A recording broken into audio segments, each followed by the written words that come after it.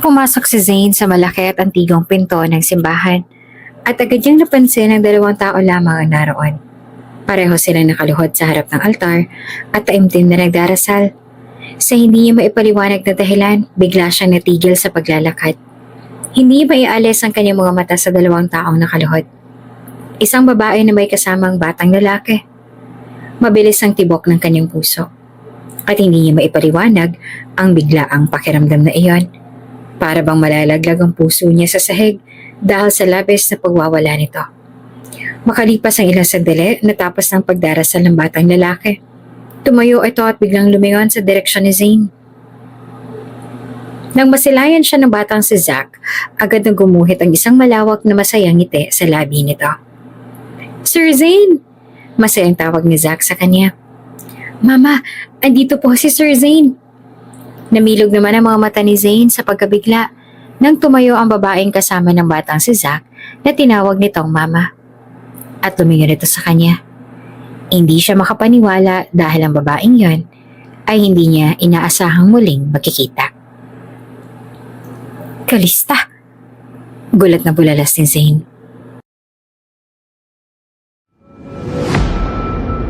Kung bago ka pa lang sa channel na ito, Ate Jane TV, huwag kalimutang pindutin ang notification bell and subscribe button. Sana po hindi naman malaking abala sa inyo ang pagpindot ng subscribe button dahil ang kapalit po nito ay ang pagsuporta para makapag-produce ng mga libreng stories sa mga channels ni Ate Jane. Maraming salamat! "Kalista, baka pwede namang padalhan mo kami ng pambili ng bigas. Ubus na kasi ang pera ko. Siningil na kami ni Glenda dito kanina. Inubos talaga niya ang pera namin. Hindi nga kami nakakain ng pananghalian kanina. Ito mga pinsan mo ay nangihina na rin ng dahil sa gutom. Hindi ko naman alam kung anong gagawin ko. Alam mo namang natanggal sa trabaho ang uncle mo. Tsaka si Colette, malapit na rin siyang mga anak. Ayaw talaga siyang panagutan nung nakabuntis sa kanya eh. Gusto pa nga ipalaglag na lang daw yung bata. Pero hindi naman pwede kasi kabuanan na rin ni Colette." Napabuntong hininga na lamang si Kalista dahil sa mahabang litanya ng tita niya na kausap niya ngayon sa tawag. Palagi na lang ganito ang ganap sa buhay ni Kalista. Halos araw-araw na lang ay nanghihingi ng pera sa kanya ang tiyahin niya para may ipalamon sa mga anak nito. Hindi naman magawa ni Kalista na tanggihan ng tiyahin niya dahil alam niyang mahirap talaga ang buhay sa probinsya. Bukod pa ron, ang tiyahin at tiyuhin niya rin ang nagpalaki sa kanya mula noong bata pa siya hanggang sa makarating na siya sa Maynila, kung saan ay nagkaroon siya ng pagkakataong makapag-apply ng trabaho bilang sekretary ng may-ari ng kumpanya. Maaga kasing nawala ang mga magulang ni Kalista, kaya ang tiyahin niya na ang kumupkop at umaruga sa kanya. "Pero auntie, kakapadala ko lamang po sa inyo ng kalahati ng sahod ko ah. Kasi sabi niyo ipambabayad niyo po yun sa utang niyo kay Aling Glenda. Wala pa pong 1 linggo mula noon. Hindi niyo pa po ba nababayaran siya?" Tanong ni Kalista. Pinipilit namang manatiling kalmado. Binayad naman namin sa kanya pero alam mo naman na 3 buwan na rin naman kami hindi nakakapagbayad ng renta dito sa bahay. At saka malaking halagang utang namin kay Maring Glenda. Hindi sapat yung pinadala mo sa amin. Sige na naman, Kalista, huwag ka nang madamot sa amin. Bigyan mo na muna kami, pambili lang ng bigas. Mariin siyang pumikit. Kasabay ng malalim na pagbuntong hininga bago sumagot. "Sige po, auntie. Magpapadala po ako sa inyo mamaya pagkatapos po ng trabaho ko." Ang hindi naman alam ni Kalista, kanina pa pala siyang pinagmamasta ng boss niyang si Zane Altamirano. Narinig ng binata ang buong usapan ng kanyang sekretary at ng pamilya nito sa probinsya at hindi naman maiwasang mapataas ang kilay ni Zane dahil doon. Paano ay hindi maganda ang tono ng boses ng tiyahin ni Kalista. Parang responsibilidad pa ng dalaga na buhayin sila. Pag-ikot ni Kalista na bigla na lang siya na makitang nasa likuran niya na ang boss niya na diretsyong nakatingin sa kanya. "Sir, nandito po pala kayo." Nauutal niyang sambit. Kanina ka po ba dito, sir? Pasensya na po kung hindi ako agad kayo napansin." Hindi siya nito kinibo at nagpatuloy na lang sa paglakad patungo sa table nito. Sinundan niya naman ito ng tingin habang pasimple na itinatago sa bulsa niya ang cellphone. Naghihintay si Calista sa kung anumang ipag-uutos sa kanya ng boss niya, subalit nagsimula na itong magbasa ng files. Gusto niyo po bang ipagtimpla ko kayo ng kape, sir? Nag-aalangan na tanong naman ni Calista sa boss niya. Sandali namang nag-angat ng tingin sa kanya ang boss niya bago ito nagsalita. Ang akala ko ba'y magpapadala ka ng pera sa pamilya mo? Hindi mo ba yung gagawin ngayon? Kung ganon, narinig pala talaga nito ang lahat ng pinag-uusapan nila kanina ng tiyahin niya. Marahil ay nagalit ito dahil sa oras ng trabaho ay nakita nito siyang nakikipag-usap sa pamilya niya sa halip na magtrabaho. Nakakahiya tuloy. Mamaya pa po ako magpapadala sa kanila, sir. Ang sabi ko naman po sa kanila ay pagkatapos po ng trabaho ako magpapadala ng pera sa kanila. Nauutal niya pang paliwanag. Tumangutango naman si Zane. Okay, I want an iced Americano from Starbucks. Mag-order po agad ako, sir. Mabilis siyang lumabas ng opisina at pumasok sa elevator. Pinapagalitan niya ang sarili sa isipan dahil mukhang nagalit nga sa kanya ang boss niya. Kung bakit ba naman kasi naglakas ng loob siyang sagutin ang tawag ng tiyahin niya, kahit pa nasa oras siya ng trabaho. Pagdating niya sa Starbucks na malapit lang sa Altamirano Enterprises, agad siyang nag-order ng kape para sa boss niya. Ayaw niyang paghintayin ng matagal ang boss, kaya nang makuha niya ng kape, dali-dali siyang bumalik. Halos lipa rin ang pag-akyat patungo sa 28th floor kung saan naroon din ang opisina ng boss niya. Sir, nandito na po ang kape ninyo, sabi ni Calista na bahagya pang hinihingal dahil sa kakamadali. May ipag-uutos pa po ba kayo, sir? Sabihin mong financial management team na magkakaroon kayo ng emergency meeting. I'm expecting them to be in the conference room in 10 minutes. Ayoko na may mahuhuli ng dating. Mabilis siyang tumalima sa utos at kitang-kita ang kaba sa mga mata ng mga nasa financial management team nang ipaalam niya ang tungkol sa emergency meeting. Siguro ay nag-aalala sila kung ano ba ang maling kanilang nagawa. At dahil tuwing nagpapa-emergency meeting ang CEO, alam na agad ng lahat na may pagkakamali o kapalpakan na nagawa ang team. Kahit sino naman ay matatakot, lalo na kung magagalit ang nag-iisang Zane Altamirano. Bagaman laging walang emosyon ang mukha ng binata na parang wala itong pakialam sa paligid, nakakapanindig ng balahibo at nakakapanlumo sa tuwing nagagalit ang boss nila. Pag hindi mo maipaliwanag ang side mo at maging dahilan ng iyong pagkakamali, tsak natanggal ka na agad sa trabaho. Wala nang second chance, kahit pag makaawa ka pa. Calista, ganito si Sir Zane? Salubong na tanong kay Calista ng isang empleyado ng Altamirano Enterprises habang naglalakad siya sa hallway. Opo, ang dami nga pong mga nawalan ng trabaho kanina dahil hindi nakapagpaliwanag kay Sir Zane. Nagkaroon daw po yata ng problema dahil sa pagkakamali ng team. Muntik daw pong ikalugi ng kumpanya. Napakamot naman sa ulo ang empleyado. Nako, magpapaalam pa naman sana ako na magbabakasyon tsaka na lang siguro. Opo, pagpaliban mo na lang po muna. Baka pati ikaw ay madamay sa galit niya. Mahigit 2 taon na si Calista sa trabaho niya bilang secretary ni Zane Altamirano at kabisadong-kabisado niya na rin kung ano ugali ng boss niya. Kapag galit ang boss niya ay talagang hindi pwedeng sabayan ang galit nito or else pati ikaw ay mawawalan din ng trabaho. Ganon kasi talaga ang boss niya. Kaya nga sobrang maingat ni Calista na huwag makagawa ng pagkakamali dahil mahal niya ang trabaho at mas mahal niya ang pera.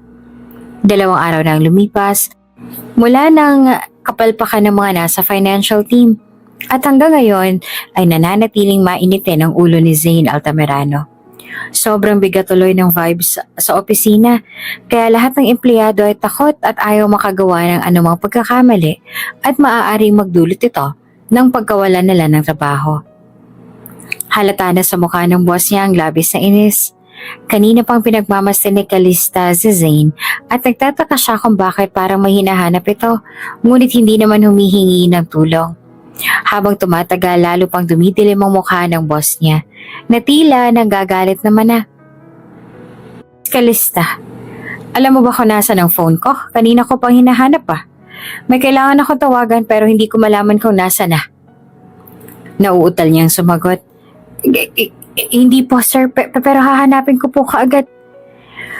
Bago pa man siyang mapagbuntungan ng galit ng boss niya, ay hinanap niya na ang cellphone nito sa office. Nang hindi niya ito mahanap sa loob ng opisina, lumabas siya at tinanong ang tagalinis kung nakita ba nila ito. Manong, nakita niyo po ba ang cellphone ni Sir Zane? Tanong niya kay Mang Julio. Hindi po ma'am, bakit po? Pinapahanap po kasi sa akin ni Sir. Hindi niya raw po ata matandaan kung saan niyo po naiwan eh. Pinagalitan ka na naman po ba niya? Napakamat si Kalista sa ulo. Opo eh. Kailangan ko daw pong mahanap kung nasa ng cellphone niya. Baka masisante ako sa trabaho. Nako, tingnan mo kaya roon sa conference room. Doon siya nagtagal kanini. Sige po, salamat po. Subalit kinalkal na siguro ni Kalista ang buong conference room para lang makita ang cellphone pero hindi niya pa rin ito nakita. Pagbalik ni Kalista sa opisina ni Zane, huminga muna siya ng malalim bago marahang kumatok sa pinto. Habang naglalakad pabalik kanina, inihanda niya na rin ang kanyang sarili dahil alam niyang mapapagalitan siya ng kanyang boss. Sir? Mahina at nanginginig na tawag ni Kalista sa kanyang boss na nakatayo malapit sa glass wall. Nakatanaw sa labas habang ang isang kamay naman ay nasa loob ng bulsa. Pasensya na po sir, hindi ko po talaga nahanap ang cellphone ninyo. Sorry po talaga. Hinanap ko naman po sa buong conference room dahil sabi po nang napagtanungan ko kanina, doon daw po kayo nagtagal kanina. Pero kahit anong gawin ko, hindi ko po talaga mahanap sir. Handa na si Kalista na mapagalitan ng boss niya. Handa na siyang masigawan ito para wala itong naging reaksyon. Nalaglagan pa nga ni Kalista nang makita na hawak-hawak na ni Zane ang cellphone nito pagharap sa kanya. Kakatapos ng pala nitong makipag-usap at nakakunot pa ang noon nito sa kanya. Sino ba may sabi sa'yo na doon mo hanapin ang phone ko? Pabalang nitong sabi sa kanya bago pinasok sa loob ng bulsa ang cellphone. Nasa bulsa ko ang cellphone ko at kanina pa kita hinahanap dahil may ipapagawa ko sa'yo. Laglag man ang balikat at panga ay sumunod na lang siya sa utos ng boss niya. Mabuti na lang at hindi siya nito pinagalitan dahil naging tatanga-tanga na naman siya. Malapit na raw yung masquerade party. Excited na ako. Excited na rin ba kayo? Oo naman. Moment natin para magsaya yun ano. Hindi na nga ako makapaghintay na dumating ang araw na yun. Nung isang buwan pa nga ako may gown na isusuot eh. Nagla-lunch si Kalista dito sa cafeteria ng Altamirano Enterprises. At medyo natutulala siya dahil ubos na ang pera niya. Kagabi kasi ay nangingi na naman ng pera ang auntie niya. Kaya ang natitirang 10,000 sa wallet niya ay pinadala niya ulit. Sobrang pagkatulala niya, hindi niya maintindihan ang mga pinag-uusapan ng mga kasamahan niya sa table. Iniisip niya kung paano niyang mairaraos ang araw dahil malayo pa ang araw ng sahod niya. Ikaw ba, Kalista? Kanina ka pa riyan tahimik at tulala ah. Excited ka na rin ba para sa masquerade party? Lahat-lahat daw ng mga empleyado ng Altamirano Enterprises ay kasali sa party na yon. Masaya yon, tanong ni Cherry. Sandali niya namang tiningnan ang nagtanong at inilingan. Di ata ako makakapunta sa araw na yun eh. Ha? Pero bakit naman? Sa susunod na linggo na yun, diba? Wala na akong pera eh. Tsaka matagal pa ang sahod. At wala din akong susuotin. Paliwanag niya. Naku, sayang naman kung hindi ka makakasali. Ngayon nga lang ulit magkaka-masquerade party eh. Last year kasi, nung bago ka pa lang as si secretary, ay hindi nagpapaparty si Sir Zane. Ngayon kaya lang ulit. Malungkot lang siyang ngumiti sa kanila. Sa totoo lang ay gusto naman talaga sana ni Kalista na sumali. Kasi pangarap niya rin naman na maranasan ng ganoong bagay pero wala kasi talaga siyang budget para sa mga ganoong bagay. Habang nag-uusap-usap ang mga co-workers niya tungkol sa mga magiging ganap sa party, tahimik lamang siyang nakikinig. Nauna siyang natapos kumain kaya nauna na rin siyang nagpaalam na umalis. Nagpalusot na lamang siya na may trabaho pang pinapagawa sa kanya ang boss niya. Pero ang totoo, ayaw niya lang talagang marinig ang usapan nila. Hindi naman dahil sa bitter siya pero nasasaktan at naaawa lang talaga siya sa kanyang sarili. Sir, kailangan daw po ng pirma niyo sa documents na to. Kailangan na raw po ito ngayon.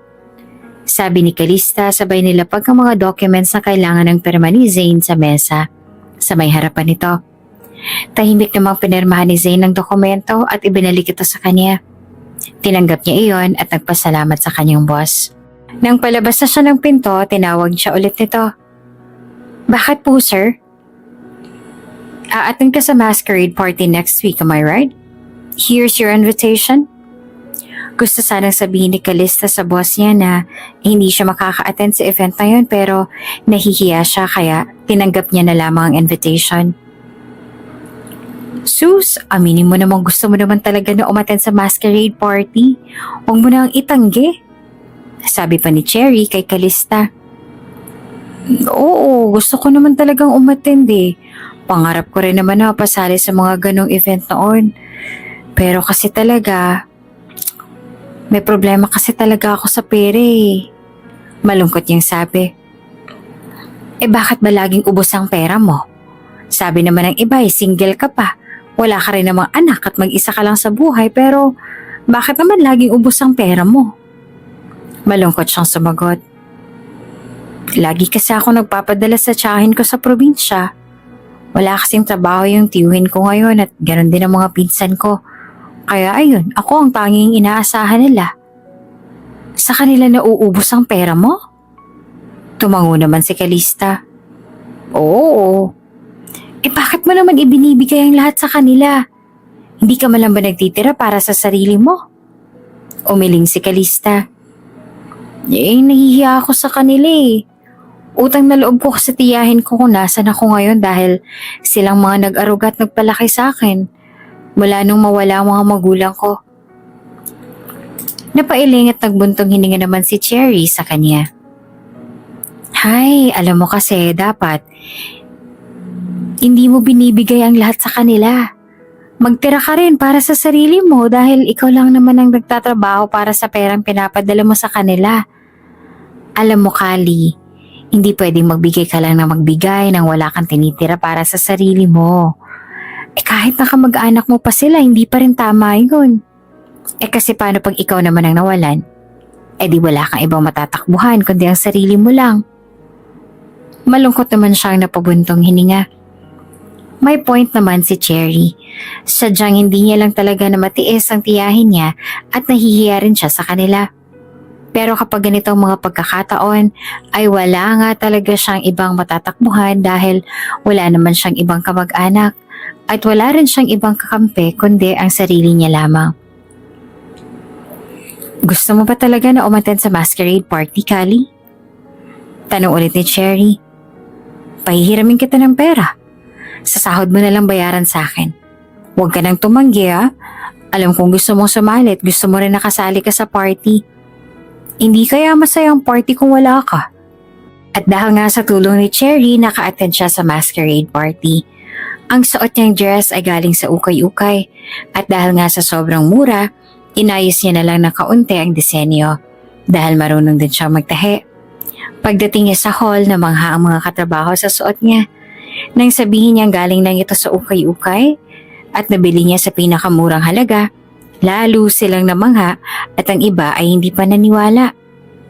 Aba, bagay na bagay sa'yo ang suot mo na yan. Kitang-kita ang hubog ng katawan mo. Para kang isang anak ng CEO. Papuri pa sa kanya ni Miss Lilith. Masyado niyo naman akong pinupuri. Baka po mamaya maniwala na po ako sa inyo. Pakonsuelo niya kaagad. Nako, totoo naman ang sinasabi namin eh. Kung hindi ka nga lumapit sa amin kanina at sinabi na ikaw si Calista, nako, baka inakala na namin na anak ka ng isa sa mga kaibigang CEO ni Sir Zane. Lumapit sa tabi niya si Cherry. Diba sabi sa'yo, Kali, magagawan mo ng paraan ang susuotin mo para sa event na to eh. Look at you. Ikaw kaya may pinakamagandang suot ngayon. Para ka lang nagpagawa ng designer na damit eh. mas lalo pang uminit ang pisngi ni Calista dahil sa mga papuri nila. Ilang saglit pa, umakyat na sa stage si Zane Altamirano na nakasuot rin ng itim na mask na tumatakip sa kalahati ng gwapong mukha nito. Gayunpaman, kahit natatakpan ng mask ang mata nito, makikita pa rin ang sobrang gwapo ng binata ngayong gabi. Kitang-kita pa rin ang kakisigan nito. Ang gwapo talaga ni Sir Zane, ano? Sabi ni Cherry sa kanyang tabi. Alam mo, kung hindi lang naging CEO yang si Sir Zane, baka nga pinagpipilahan na yan ng mga agency para maging model for a modeling offer. Wala naman siyang kontra sa sinabi ni Cherry dahil mukha naman talagang modelo ang boss nila. Kung hindi lang siguro ito masungit, ay baka si Zane Altamirano ng pinaka-perpektong tao sa paningin niya. Kaso sa mga ugali lang talaga nagkakatalo. May kasamaan kasing ugali ng boss nila. Habang nagsasalita si Zane Altamirano sa mikropono, ay lumayo si Calista sa mga katrabaho niya. Nakaramdam siya ng pagkainip dahil hindi siya makarelate sa mga sinasabi ni Zane. Hi miss, do you drink? Pinigilan siya ng isang lalaki na nakasuot din ng mask. I am Zane's friend by the way. Kanina pa nasa yung mga mata ko. You look stunning in that dress. Inalok siya ng lalaki ng inumin. Gusto niya sanang tanggihan yon kaso naaalala niya ang sinabi sa kanya ni Zane nung minsan na may nag-alok din ng drink sa kanya at tinanggihan din niya nung huling dumalo sila ni Zane sa isang event. Ang sabi ni Zane, pag may mga mahalagang event, huwag siyang tatanggi. Thank you. Mabait na sabi niya pa sa lalaki. You're welcome, miss. Ang naging sagot naman ito habang umingiti sa kanya. Medyo creepy ang ngiti ng lalaki, kaya agad siyang lumayo at bumalik sa mga kasamahan niya. Hindi nagtagal, nakaramdam siya ng pagkahilo at hindi may paliwanag na init sa katawan. Naisip ni Calista na baka dala-dala lamang ito ng labis sa pagod at stress, kaya ay tiniis niya na lamang ito. Ilang oras pa siyang nakisaya sa mga coworkers niya, na tila napansin din naman ang kakaibang kilos niya. Ayos ka lang ba, Calista? May masakit ba sa'yo? Nag-aalala na tanong sa kanya ng mga kasama niya na hindi niya malaman kung sino. Opo, ayos lang po ako. Are you sure? Bakit parang nangihina ka yata? Medyo masakit lang po kasi yung ulo ko. Hindi pa po kasi ako sanay uminom. Mahina niya pa ring sagot. May mga free hotel room naman para sa mga empleyado. Pwede ka muna magpahinga roon kung hindi mo talaga kaya ang sakit ng ulo mo. Nagtagal pa nga siya ng ilang minuto doon dahil nakakahiya naman sa mga kasama niya kung bigla na lang itong aalis. Pero habang lumilipas ang sandali, ay hindi niya na talaga kinaya pa. Kakaiba ang pakiramdam at feeling din ni Calista ay may kung anumang sandali ay matutumba na siya. Kaya bago pa man siya maging cause ng iskandalo roon, in-excuse niya na ang sarili niya at umalis na siya sa hall. Magpapahinga na lang muna siya sa hotel room na para sa kanya. At babalik na lang siya mamaya kapag maayos ang pakiramdam niya. Nagawa pa namang makapunta ni Calista sa hotel room niya. Nahiga siya sa kama at nagbabaka sakali na mawawala ang kakaibang nararamdaman niya kapag nakatulog na siya. Subalit, ilang oras nang lumipas at mas lalo pang lumalala ang nararamdaman ni Calista na parang nawawala na siya sa sarili. Sobrang init ng pakiramdam niya. At parang nanunuyo ang lalamunan niya. Muli naman tumayo si Calista, uminom ng tubig. At na hindi para mawala ang hindi may paliwanag na nararamdaman niya, hinubad niya ang lahat ng saplot sa katawan. Pumasok sa CR at nag-shower. Baka sakaling mahimasmasan siya sa malamig na tubig. Ngunit kahit manginig na si Calista sa ilalim ng malamig na shower, wala pa rin nangyayari. Hindi pa rin naaalis ang kakaibang pakiramdam na yon, na tila mas lalo pang lumalala habang lumilipas ang oras. Suot ang puting bathrobe, lumabas siya ng hotel room at pumasok sa elevator para humingi ng tulong sa front desk. Sorry, nauutal at mahina niyang sabi nang bigla na lang siyang mabangga ng isang tao habang naglalakad siya. Dahan-dahan niyang iniangat ang tingin at halos mahirapan siyang huminga nang masilayan ang mukha ni Zane. Wala na itong suot na mask at mapungay ang mga mata habang nakatingin sa kanya. Sir Zane, may kailangan po ba kayo? Bagaman nahihirapan ay nagawa niya pa rin na magtanong. Namilog naman ang mga mata niya nang bigla siyang hawakan ni Zane sa pulsuhan. Hinila at isinandal sa paderang likod niya bago siya nito biglang hinalikan. Kung nasa normal na kalagayan sila, baka tinulak niya na palayo ang boss niya dahil ayaw na ayaw ni Calista na bigla na lang siyang hinahalikan. Gusto niyang ibigay ang first kiss niya sa magiging boyfriend niya. Subalit wala siya sa katinoan ng mga sandaling yon. Sa halip na itulak si Zane palayo, tinutugunan pa niya ang halik nito at sinubukan na sundan ang paggalaw ng labi nito. Hindi naman alam ni Calista kung ano bang sumanib sa kanya ng mga sandaling yon at kung bakit niya nagawa iyon. Subalit wala siyang kontrol sa sarili at maging sa kanyang katawan. Ang lahat ng pangyayari ay nawala sa isipan ni Calista dahil siya ay nilalamon na ng pagnanasa at init ng katawan. Halos hindi niya na matandaan kung paano sila nakapasok ni Zane Altamirano sa loob ng isang hotel room at kung ano ang kanilang ginawa. Napagtanto na lang ni Calista kung ano man ang kanyang nagawa nang magising siya kinabukasan at makita ang sarili na nasa bisig na siya ni Zane, na malalim pa rin ang tulog. Nais ni Calista na sampalin ang sarili ng sobrang lakas para makasiguro kung tunay nga ba si Zane Altamirano ang lalaking katabi niya sa kama. Ngunit wala na siyang oras para gawin yon. Dahan-dahan niyang inalis ang matipunong braso ni Zane na nakapulupot sa bewang niya at bumangon sa kama. Mabilis ngunit maingat na hindi makalika ng ingay. Pinulot niya ang nagkalat ng damit at isinuot yon upang makaalis agad bago magising si Zane bago siya nito makita. Batid di Calista na may CCTV camera o mga empleyado sa labas, kaya't walang ibang pwede makakita sa kanya habang lumalabas siya mula sa hotel room na kinaroroonan ni Zane Altamirano. Shock na magiging malaking iskandalo yon, kaya't dinampot niya ang coat ni Zane at suot nito kagabi. Binaliktad niya iyon at ginamit na pangtakip sa ulo niya upang walang makakita sa mukha niya. High blood na naman si Sir Zane ngayon. Pambungad ni Cherry kay Calista na nakakarating lamang sa trabaho. Ha? Bakit naman daw? May naka one night stand daw yata si Sir Zane ng masquerade party. Kaso hindi niya raw mahanap yung babae Hindi rin makita ang mukha sa CCTV. Mariin siyang napalunok at nakadama ng takot. Galit ba siya sa naka one night stand niya? Kung ibang tao ay magtataka kung bakit bigla na lang siyang namutla, pero baliwala lang yun kay Cherry na iniisip na baka dahil lang yun sa takot. Oo, ikakasal na kasi si Sir Zane. Nang party lang in-announce yung engagement niya. Tapos bigla siyang may naka one night stand.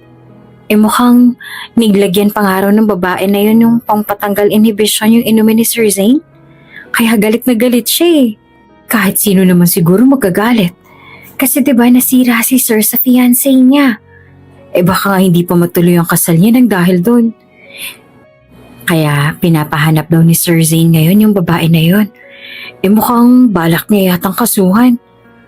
Ang mabuti pa, pumunta ka sa office ni Sir Zane bago pa man siya magbuga ng apoy. Kanina ka pa niya hinahanap . Tsaka ko na may ipag-uutos siya sa'yo tungkol sa babae na yun. Sa loob ng elevator, papuntang floor kung saan ang office ni Zane, hindi niya magawang ipaliwanag ang labis sa kaba na nararamdaman niya. Paano na lang kung malaman ni Zane na siya ang babae na ka one night stand nito? Ano na lang kaya mangyayari sa kanya? Maliban sa mawawalan siya ng trabaho. Iniisip pa lamang ni Calista kung ano mangyayari sa kanya ay naiiyak na kaagad siya. Ayaw niyang makulong at mas lalong ayaw niya namang masira ang buhay niya na masilimuot na nga. Hindi rin kakayanin ng konsensya niya kung hindi matutuloy ang kasal ni Sir Zane dahil sa nangyaring iyon. Why are you so late, Calista? Madilim ang mukha ni Zane na makapasok siya sa opisina nito. Kitang-kita sa mga mata nito ang problema at galit na mas lalo pang nagpapadagdag sa kaba niya. Pasensya na po, sir. Na-stuck po kasi ako sa traffic. Pagsisinungaling niya.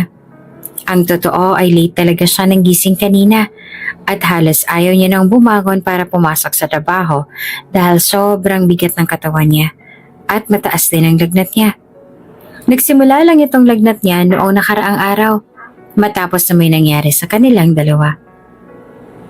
Ilang beses ko bang dapat sabihin sa'yo na ayaw kong may nalili? Napayuho na lang si Calista at mas lalong namutla dahil sa takot. Pasensya na po talaga, sir. Come closer, may ipag-uutos ako sa'yo. Hindi na kailangan ulitin ni Zane ang sinabi. Kaagad siyang pumunta sa tabi nito at nabigla siya nang makita kung anong meron sa laptop nito. CCTV footage iyon ng dalawang tao sa loob ng elevator habang mainit na naghahalikan. Kilalang kilala ni Calista kung sino ang mga taong yon. Walang iba, kundi siya at si Zane. Ito lamang ang CCTV footage na meron ako ngayon. Hindi nakuhanan ng footage ang sa may hotel room banda dahil huli na nang malaman ng management ng hotel na hindi na pala gumagana ang CCTV camera doon. Gusto ko lang itanong kung may nakita ka bang babae na katulad ng suot niya sa hotel room mo? Umiiling-iling si Calista kahit pa alam niya kung ano ang sagot doon. Hindi po, sir. Sumakit po kasi ng sobrang ulo ko kagabi kaya maaga po ako nakatulog. Tumango naman si Zane sabay buntong hininga ng malalim. Sinabi naman sa kanya ng ilan sa mga empleyado niya na maagang nagpahinga si Calista noong masquerade party dahil nga may sakit daw ito. Pero umaasa pa rin siya na napansin nito ang babaeng naka one night stand niya. Ngayon, disappointed siya sa sagot nito at mukhang madadamay pa ito sa inis niya. Kung ganon, gawin mo ang lahat para lang mahanap ang babaeng yan. Hindi pwedeng hindi ko siya matagpuan. Kung kailangan na halugugin mo ang buong mundo, makita mo lamang siya, ay gawin mo. Mariin muna siyang napalunok ng laway bago lakas loob na nagtanong. Bakit po, sir? Ano po bang gagawin niyo sa kanya? Hindi ko pa alam, and I don't want to think of it now. Ngunit sa itsura pa lamang ng boss niya, alam na kaagad ni Calista na hindi magiging maganda ang gagawin nito kung sakaling mang matagpuan ni Zane ang babaeng yon at mukhang ang nasa delikado nga talaga ang buhay niya. Pasensya na po talaga. 3 CCTV po ang hindi gumagana kaya malabo pong ma-identify ang babae dahil sobrang dami rin pong guests ng hotel nung nangyari yon. Mapapadali lang sana ang paghahanap ng babae kung may nakakita sa kanila nung gabi yun at maituturo kung sino ang babae. Paliwanag ng operator sa kanila. Kung si Zane ay galit na galit at halos hindi maipintang mukha, si Calista naman ay animoy nakahinga ng malalim. Akala niya ay mabubuking na siya talaga ang babae naka one night stand ni Zane. Pero mabuti na lang at walang maayos na kuha ang mga CCTV. Ngayon, ang ipinagdarasal na lamang ni Calista ay walang ibang nakakita sa kanila nung gabing yun na makapagturo sa kanya bilang babaeng naka one night stand ng boss niya. Kapag nahanap ko ang babaeng yan, hindi ko palalampasin ang ginawa niya. I will make her pay for it. Galit na sabi ni Zane habang mahigpit ang hawak sa manibela ng sasakyan. Kinakabahan ng ikuyom ni Calista ang palad niya at wala nang sinabi. Lumipas ang 1 linggo at lalo pang nagalit si Zane dahil hanggang ngayon ay wala pa rin silang mahanap na makakapagturo kung sino ang babaeng naka one night stand nito. Habang lumilipas nga ang mga araw, pakiramdam naman ni Calista ay tila nagkaroon na siya ng sakit sa puso dahil sa labis na takot na baka mabuking ang totoo. Hi, you're Zane's secretary, am I right? Nasa meeting pa si Zane nang may dumating sa opisina nito na isang napakagandang babae. Kulay puti ang bestida ng babae at mahaba nitong buhok ay nakalugay. May malambing dingite sa mga labi nito. At sa unang tingin pa lang masasabi na galing sa sobrang mayamang pamilyang babae. Opo ma'am, ako nga po ang sekretary ni Mr. Altamirano.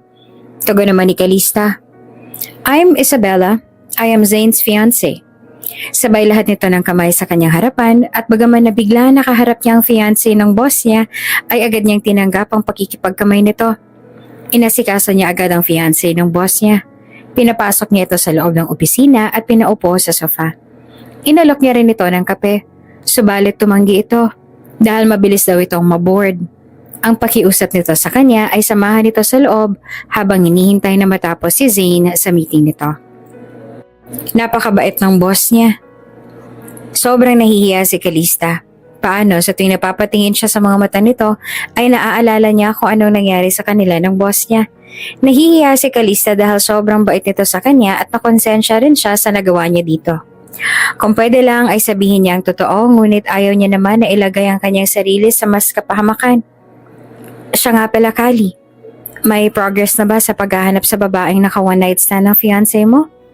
Biglang tanong ni Ma'am Isabela kaya napipi siya. Wala po, ma'am. Hanggang ngayon ay patuloy pa rin po kami naghahanap ng makakapagturo sa babae. Hindi raw ba nagtatrabaho sa Altamirano Enterprises ang babaeng yan? Tanong ulit ng babae. Hindi po kami sigurado, ma'am, dahil wala pa pong umaamin sa mga empleyado.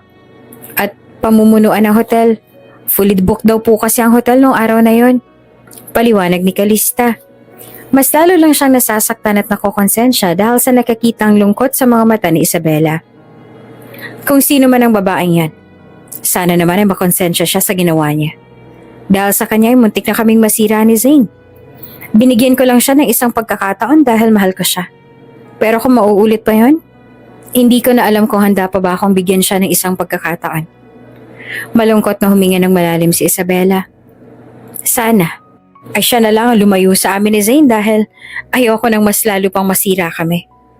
Hindi na rin sumagot pa si Calista pero pakiramdam niya ay tagos hanggang sa buto niya ang lahat-lahat ng mga sinabi ni Isabela. Ilang sandali pang lumipas at pumasok na sa opisina si Zane. Pinagmasdan ni Calista na lumapit si Isabela sa boss niya, yumakap at saka humalik sa mga labi ni Zane. Sa mga sandaling iyon, ang tanging pumapasok lamang sa isipan ni Calista ay hindi pwedeng tuluyan ng masira ang pag-iibigan ng dalawa nang dahil sa kanya. Ginawa nga ni Calista ang gusto ni Isabela. Siya na ang lumayo. Nag-resign sa trabaho at bumalik sa kanilang probinsya para magpalamig. Ngunit 2 buwan pagkatapos ng lahat ng iyon, nalaman ni Calista na siya ay nagdadalang tao. Pinagbubuntis niya ang anak ng boss niya, ang anak ni Zane Altamirano. Walang hiya ka. Bumalik ka nga dito nang walang dala kahit ano. Tapos bigla mong sasabihin sa amin na buntis ka at may dagdag pala mo na naman. Ang galit na sigaw sa kanya ng tiyahin niya matapos niyang ipahayag na siya ay nagdadalang tao. Wala ka na talagang kahihiyan sa katawan mo, Calista. Hindi na nga namin maasikaso ang sarili namin na kumain sa tamang oras. Dahil sa umuwi-uwi ka pa. Ngayon bigla mong sasabihin na buntis ka at may bagong palamunin sa bahay na to. Alam mo, Calista, ang mabuti pa'y lumayas ka na lang dito dahil pareho lang kayo ng anak mo na magiging palamunin. Sinubukan pa ni Calista na makiusap at magmakaawa sa tiyahin niya dahil wala naman na talaga siyang ibang matatakbuhan at wala na ring ibang mahihinga ng tulong. Subalit kahit anong gawin niya, wala na talagang awa ang tiyahin niya para sa kanya. Wala na siyang ibang choice kundi ang umalis na lamang doon.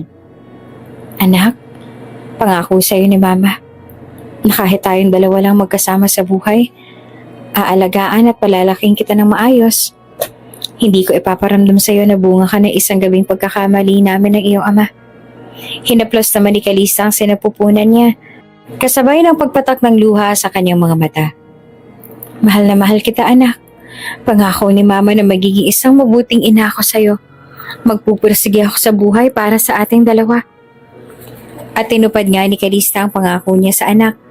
Nagrenta siya ng bahay at kahit na sensitibo ang kanyang pagbubuntis, tuloy pa rin siya sa pagtatrabaho para may makain siya sa araw-araw at makapag-ipon ng sapat para sa panganganak.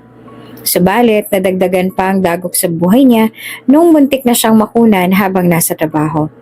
Nadula siya sa hagdan at binugo. Sabi ng doktor, ang muntik na raw mawala sa kanya ang magiging anak niya.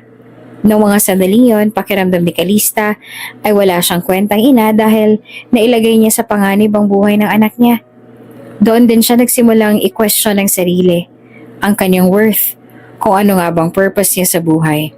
At kung habang buhay na lang ba siyang ganito. Sa bawat araw na lumipas, pakiramdam ni Calista ay mas lalong bumibigat ang nararamdaman niya.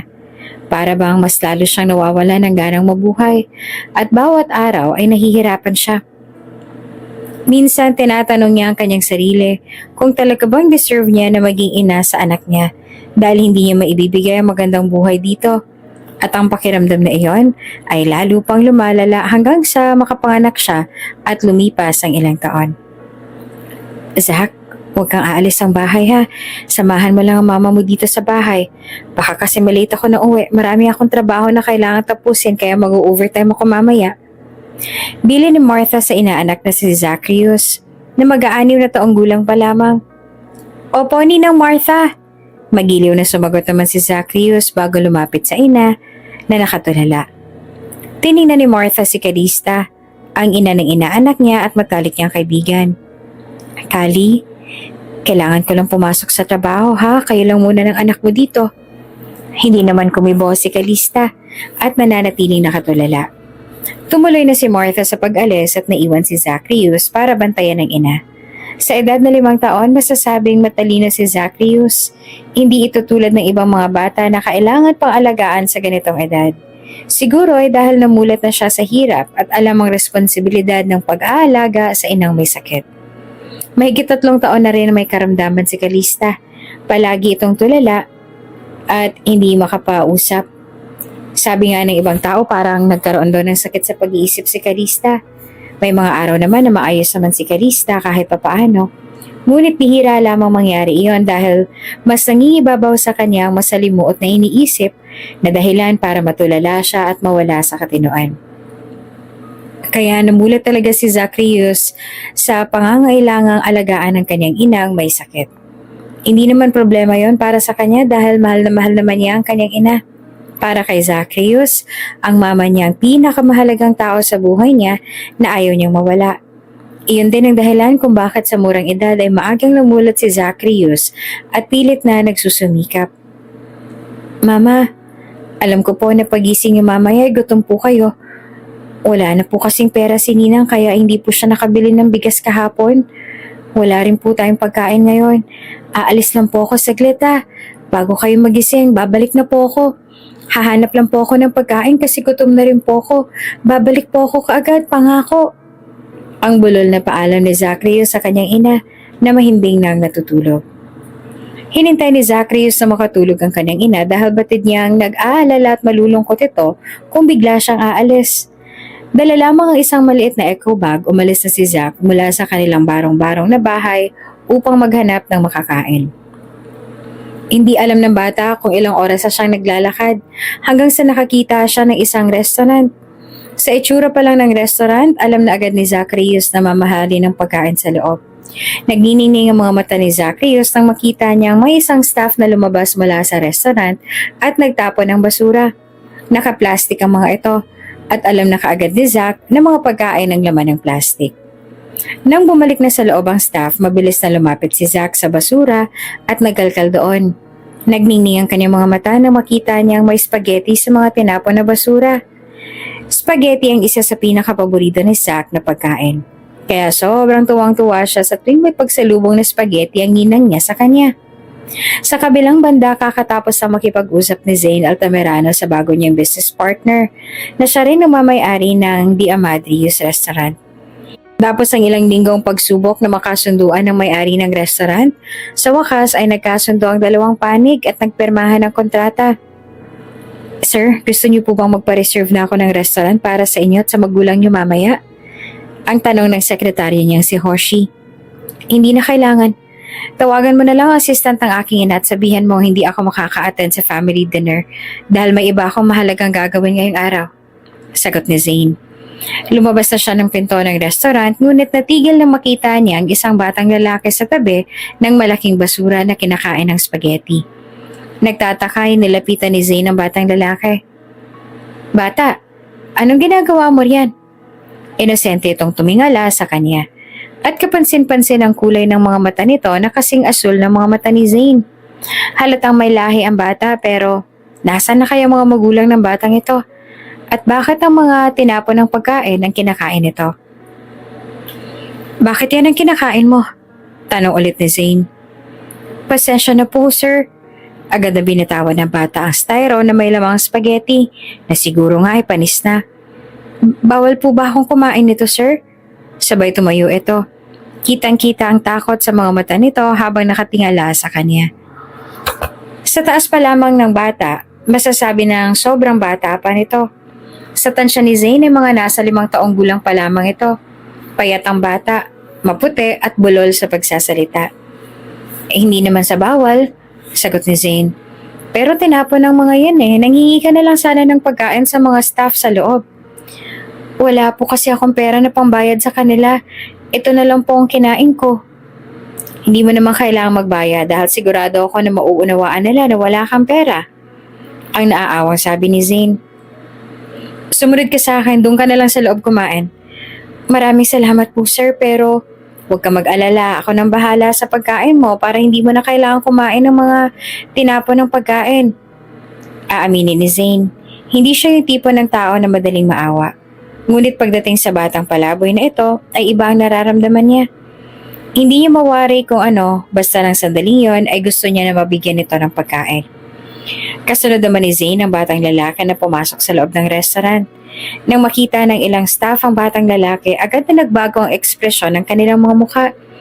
Tila nandidiri sila sa bata. Nakatago ang batang lalaki sa likuran ni Zane, na para bang inaasahan na nito ang ganong uri ng tingin ng mga tao. Marahil ay nagkamali si Zane na akalain ng mga tao nagtatrabaho sa food industry ay nakakaunawa sa gutom ng mga kapos sa buhay. Ngunit iba pala. Ngayon ni Zane ang batang lalaki na takot bago niya hinarap ang mga staff na lumapit sa kanya. Sir, sino pong batang yan? Bakit po siya nakasunod sa inyo? Sobrang dumi po niya, talatang batang kalye. Nagugulo po ba siya sa inyo? Gusto niyo po bang paalisin namin ang bata?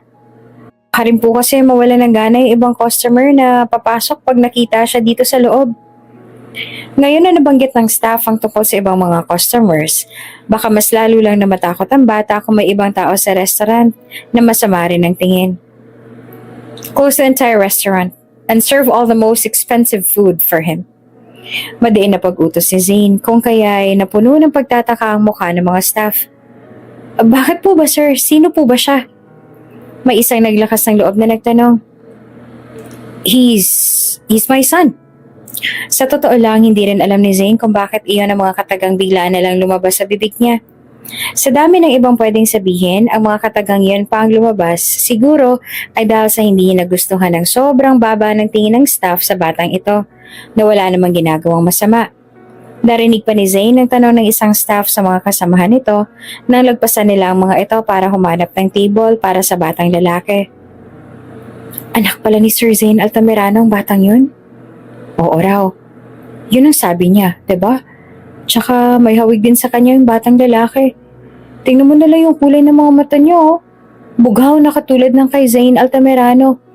Siguro tinetest lang ni Sir kung sino mabait sa staff na tutulungan o ipopromote niya. Kaya nagbihis batang palabo yung anak niya. Hindi naman bingi si Zane. Rinig na rinig niya mga sinasabi ng mga staff. Maging ang sekretary niyang si Hoshi na kanina pang sumusunod ay rinig din ang mga sinasabi kaya hindi maiwasang mapatingin ito sa batang lalaki na pinaupo naman ni Zane sa upuan at inilapit nito. Sa inyo po ba ang restaurant na to, sir? Bulol-bulol pang tanong ng batang lalaki. Hindi, pero kaibigan ko may-ari ng restaurant. Sagot ni Zane bago pa naupo na rin sa isang silya sa harapan ng bata.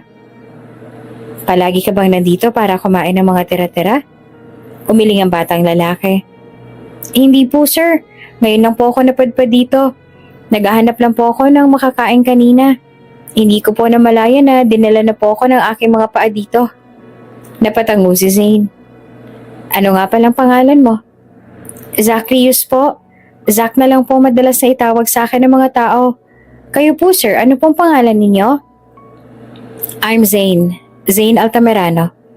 Sagot ni Zane at napatango ang batang lalaki. Nasaan bang mga magulang mo? Bakit pumayag sila na kung saan-saan ka lang nagpapagala-gala? May sakit po ang mama ko, sir. Ang sabi po ng mga tao ay pinalayas daw po si mama kasi po buntis daw po siya sa akin. Hindi ko rin po alam kung nasa ng aking ama. Ang malungkot na sagot naman ni Zack. Ano bang sakit ng mama mo? Hindi ko po alam. Nakatulala lang po kasi siya pero mukhang may kinalaman daw po sa stress. Depression? O di naman kaya sa pagbubuntis niya nun sa akin? Ang sabi po kasi ng mga tao na binat daw po ang mama ko nung isinilang niya ako.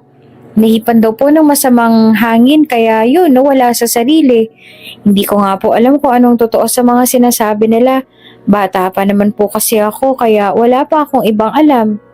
Sagot ni Zack sabay kamot sa ulo. Ilang taon ka na ba? Mag-aanim na taong gulang pa lang po ako. Tugon ng bata. You're still young. Pero matalas ang pag-iisip mo. Namanghang sabi ni Zane. Ngayon lang kasi siya nakatagpo ng isang bata na ganito ka-mature mag-isip. Mostly kasi sa ibang bata or sa ibang 5 years old, mag-aanim na taong gulang ay hindi pa ganitong katalas ang pag-iisip. Ngumiti naman si Zack sa kanya. Iyon din pong sabi sa akin ng mga tao. Nag-aaral ka ba? Hindi po. Wala po kasing sapat na pera si mama at ninang para doon. Pero sabi po ni ninang baka raw po sa susunod na taon ay mag-aaral na po ako. Napatawang muli si Zane. Nakaramdam ng awa para sa kawawang batang ito. Nakapagpa-check up na ba ang iyong ina? Hindi po. Wala po kasi kaming pera para doon. Ganon ba? Pero gusto mo bang ma-check ang mama mo? Oo naman po. Gusto ko pong gumaling na siya.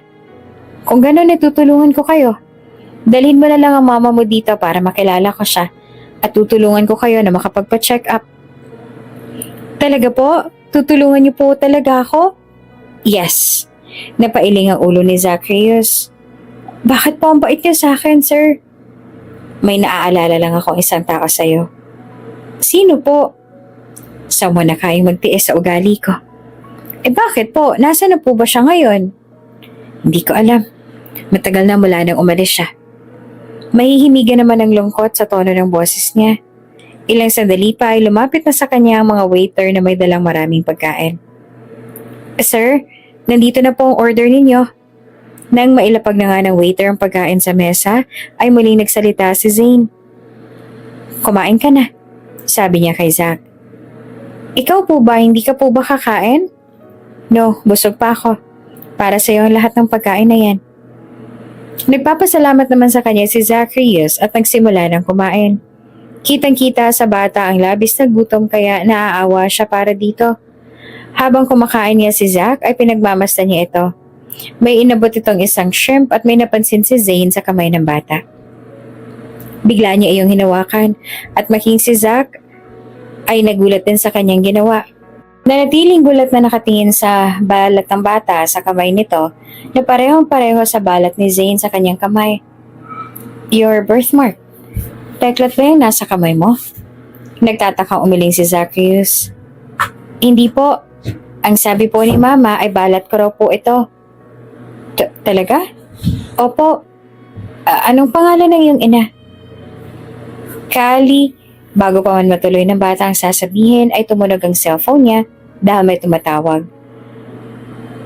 Nagtatakang kinuha niya mula sa bulsa niya at mas nagtaka nang makita ang kanyang ina na tumatawag sa kanya. Hello, Mom? Anak, nasan ka? Bakit, Mom? Sinugod ang dad mo sa ospital, inatake ng sakit niya sa puso. What? Saang ospital niyo siya dinala? Sa St. Lorenzo. Okay, I'll be there. Kaagad siyang tumayo para puntahan ng kanyang ama. Sinabihan niya ang sekretarya niya na ito na lamang muna ang bahala sa bata dahil kailangan niya nang umalis. Hindi na siya nakapagpaalam pa kay Zacchaeus na takang-taka lamang habang pinagmamasdan si Zane na nagmamadaling lumabas ng restaurant. Si Hoshi na naatasang bantayan si Zack ay naupo sa silya sa dating inuupuan ni Zane kanina. Bata, may gusto ka pa bang kainin? Marahan namang umilin si Zack. Wala na po. Bakit po umalis agad si Sir? May emergency daw siya eh. Pero ang sabi niya ay ako nang bahala sa'yo. Kaya kung may gusto ka pang kainin ay sabihin mo lang sa akin ha para ma-order ko sa'yo. Umiling-iling si Zack. Wala na po akong ibang gusto, sir. Pero pwede po ba na magbalot po ako nito mga pagkain na ibinigay sa akin ni Sir kanina? Magdadala lang po ako para sa aking ina. Sige, sasabihin ko sa kanila ha. At saka padadagdagan ko na lang ang mga ibabalot mo para madami kang mauwi sa iyong ina. Malapad na ngumiti si Zacchaeus. Maraming salamat po. Masaya-masaya si Zach na umuwi sa bahay nila. Bukod sa nabusog talaga siya dahil sa dami ng nakain niya, ay may dala pa siyang pagkain para sa kanyang ina. Iyon din ang unang beses na kakain siya ng ganong kasarap na mga pagkain. Sa isip ni Zach habang naglalakad siya pa uwi ay sobrang saya palang mabuhay ng isang mayaman dahil laging masarap ang mga pagkain at kahit anong gustuhin ay nakikita nila. Kung siguro'y pinanganak din siyang mayaman katulad ng mga ibang maswerteng tao, baka hindi na nahihirapan ang kanyang ina ngayon dahil maipapagamot niya na ang mama niya at mabibili niya na rin ang lahat ng gusto nito. Speaking of mapapagamot ang mama niya, ang sabi nga pala ni Sir Zane ay papacheck up nito ang kanyang ina.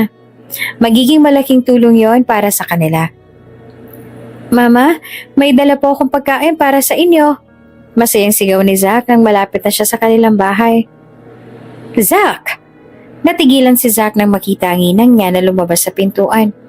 Punong-puno ng pag-aalala ang mga mata ng tita niya at batid ni Zach na galit ito ngayon. Mukhang ending na ng kaligayahan niya dahil inaasahan ni Zach ang walang tigil na pagbubunganga ng kanyang ninang. Saan ka ba nanggaling? Nag-alala ako para sa'yo. Akala ko'y nakidnap ka na nung pagdating ko dito sa bahay, wala ka. Umiiyak din ang mama mo. Galit na sabi ng ninang niya na hinawakan siya sa balikat at chinek ang lagay niya. Sorry po, Ninang. Naghanap po kasi ako ng makakain kanina sa labas. Gutom pa kasi ako. Paliwanag ni Zach. Natatakot na sa ninang niya dahil para bang kakain na ito ng tao. Huwag mo nang uulitin yon, ha?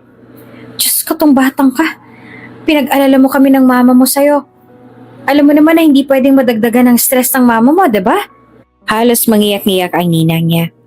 Ganon naman talaga ang ninang niya kapag galit. Nagiging emosyonal pero natatakot pa rin itong magalit dahil para itong isang dragon na bubuga ng apoy. Sorry na po, Ninang. Pagpapakit pa ni Zach sa ninang niya na galit pa rin. Tsaka di ba ang sabi ko sa'yo, maghintay ka dahil may dala akong pagkain para sa inyo ng mama mo mamaya dahil sahod ko naman. Sorry po talaga, Ninang. Hindi ko na po uulitin. Patawarin niyo na po ako. Malalim na nagbuntong hininga si Martha. Pinigigil mo talaga ako, Zach. Alam mo ba kung gaano ako nag-alala sa'yo kanina? Akala ko talaga na wala ka na. Takot na takot ako dahil baka may kung anong nangyari sa'yo. Mabuti na lang at bigtas ka. Hala, pumasok ka sa loob at humingi ka ng sorry sa mama mo ngayon din. Labis-labis siyang nag-alala sa'yo. Opo, Ninang. Pinagmasdan ni Martha ang inaanak niya na pumasok sa loob ng barong-barong ng bahay. Nagbuntong hininga muna si Martha ng malalim para mapakalma ang kanyang sarili bago siya sumunod sa loob. Mama, sorry po kung hindi po agad ako nagpaalam sa inyo. Sorry po kung nag-alala po kayo sa akin, Mama. Naririnig na sabi naman ni Martha. Nasabi ng inaanak niya sa kanyang ina. Hindi ko na po uulitin yun, Mama. Kung aalis man po ako, promise, isasama na po kita. Natampal ni Martha ang noo niya dahil sa sinabi niya ni Zach. Talagang hindi na alam ni Martha kung ano pang gagawin sa inaanak niya at kung kanino ba ito nagmana dahil sobrang tigas talaga ng ulo ng bata. Siguro'y sa ama nito nagmana dahil hindi naman matigas ang ulo ni Calista nung maayos pang kondisyon nito. Sa katunayan, para kay Martha, ang kaibigan niya ang pinakamabait na taong nakilala niya. Magkatrabaho kasi sila noon. Buntis pa lamang si Calista nang nagkakalala sila. May sakit ang ama ni Martha ng mga panahon na yon at kulang ang pera niya para makabili ng gamot sa kanyang ama. Itong si Calista ay kaagad na nagmagandang loob sa kanya. Kahit pa alam ni Martha na mahirap lang din si Calista at kailangan din ito ng pera, ay nagbigay pa rin ito ng maliit na halaga sa kanya na sapat para pambili niya ng gamot na kailangan ng kanyang ama. Kaya magmula noon ay nangako si Martha sa sarili na magiging isang mabuting kaibigan siya para kay Calista. At hindi niya ito iiwan para may masasandalan nito kapag kailangan nito ng karamay. Noong nagkasakit nga si Calista, At hindi umalis si Martha sa tabi ng mag-ina at naging pangalawang ina na rin siya para kay Zack na bagaman ubod ng kulit ay sobrang mahal na mahal niya naman. Zack, saan ba nanggaling itong mga dala-dala mong pagkain? Bakit sobrang dami naman ito at mukhang mamahalin pa? Tanong ni Martha nang makita ang mga dalang pagkain ng inaanak niya. May mabait pong lalaki na nag-aya sa akin kanina na kumain sa restaurant niya. Lalaki? Hiyaw ni Martha. Opo, bakit po? Diyos ko Lord! Lumapit si Martha sa inaanak niya at hinawakan ito sa magkabilang balikat. Anong ginawa sa'yo ng lalaki na yon? Binastos ka ba niya? May ginawa ba siyang hindi ka aya-aya sa'yo?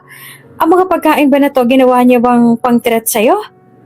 Nagtataka namang umiling si Zack. Hindi po, Ninang. Wala po siyang ginawa sa akin. Mabait po siya, Ninang. Tsaka pati po yung mga nagtatrabaho sa restaurant ay mabait din po.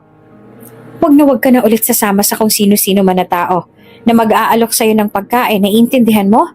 Iba ng mga tao ngayon. Mas delikado ang iba kaysa sa mga mabangis na hayop. Kung may bagay ka man na dapat iwasan, iyon na yung mga tao na mababangis at mga walang awa. Kaya kahit kailan ay huwag na huwag kang sasama kahit kanino. Naiintindihan mo? Opo, Ninang. Tumango si Zack. Patingin nga muna ng katawan mo. Sigurado ka bang wala talaga siyang ginawa sa'yo?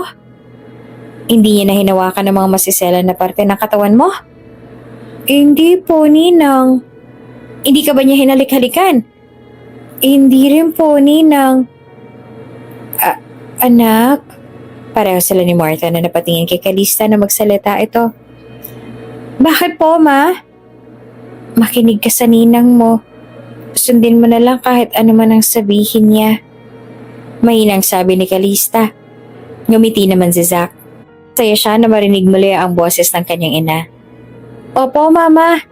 Inabot ni Calista ang ulo ng anak at saka hinaplos yun.